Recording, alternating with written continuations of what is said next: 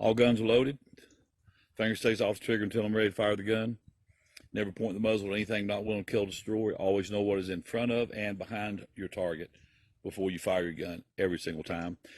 This video does not take the place of actual training with a certified instructor, somebody that can teach you how to safely operate, manipulate, and carry a firearm and use it safely. With that being said, you may hear Petey bark in the background, but that's how he is. He likes attention, so there you go. Anyways, jumping right into it. I teach a system of Kung Fu called Shoshu. And I'm pretty partial to it. And to all my Shoshu family out there, love you guys. We teach a thing that was taught to me back in the late 70s. And now it's being taught in the tactical world, and it's kind of commonplace now. But at one time it wasn't really taught. But it was something that well, actually two things. Covering out in a theory of multiples. And I want to touch on that. Theory of multiples is basically this. In any given combat situation, always assume that there's more than one bad guy. Also, in any given combat situation, always assume that your opponent is armed with more than one weapon. So what I mean by that, if I deal with a bad guy, I'm not going to assume that that's it. But I'm going to cover out, and I'm going to look around my environment, my surroundings, for that secondary threat, the possibility of that secondary threat. So I'm always going to assume there's more than one bad guy. Number two, I'm always going to assume in any given combat situation that my opponent is armed and that they are armed with more than one weapon system. So if somebody pulls a weapon on you and you disarm them, it doesn't mean they don't have a secondary weapon system. So what we do is we teach techniques that when we do a technique, boom, we complete it up. The next thing that we do without stop is we'll cover back and we look around. Now what I'm looking for is I'm looking for that secondary threat, somebody else that I didn't see. So we always assume there's more than one bad guy, and we always assume there's more than one weapon. Same thing with a firearm. Once I complete my shooting drill, I'm going to bring my weapon back to my high compress ready. I'm going to look all around my environment, and I'm looking for bad guys, obstacles, avenues of escape, or cover, things of that nature.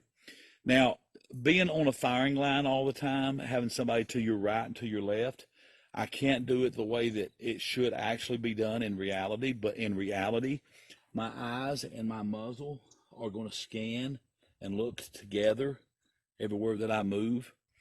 But being on a firing range type environment, we just have to compress that weapon and we pivot and look. Now, in reality, would I actually stand there in the middle of nowhere and do that? No. I'm probably going to find me some cover and find it pretty quick. From there, I will look around. But there's things that we teach that, that as we progress on with our training, that kind of keeps us more wired together, I guess, a little more switched on in our training, which in the end, it does make us better operators. Now, with that being said, I work on a lot of pistols, and I want to touch on this. Safe weapon, visually, physically inspect it, make sure it's a safe weapon. Magazine, other two magazines. One thing that I deal with a lot is people that will load their handguns, slide lock back. They will take a bullet, they'll drop it in the barrel, and then they'll release the slide. That is not the way that we load a firearm. We load a firearm by inserting the magazine, and then we charge the weapon. That's the way that we load our firearm, our handgun.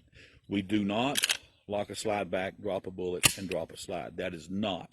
What happens when you do that, that extractor, you're forcing it over the rim of that brass.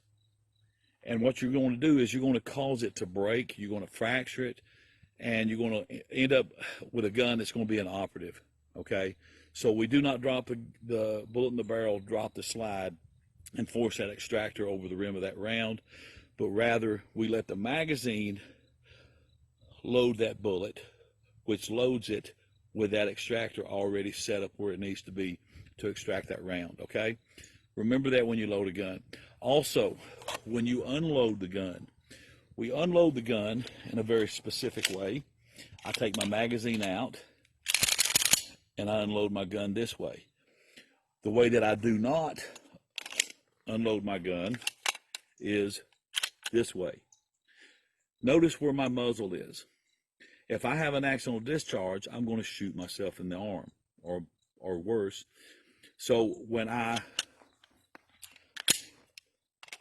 unload my gun, magazine comes out, I want to make sure that weapon is clear, okay? Next and last,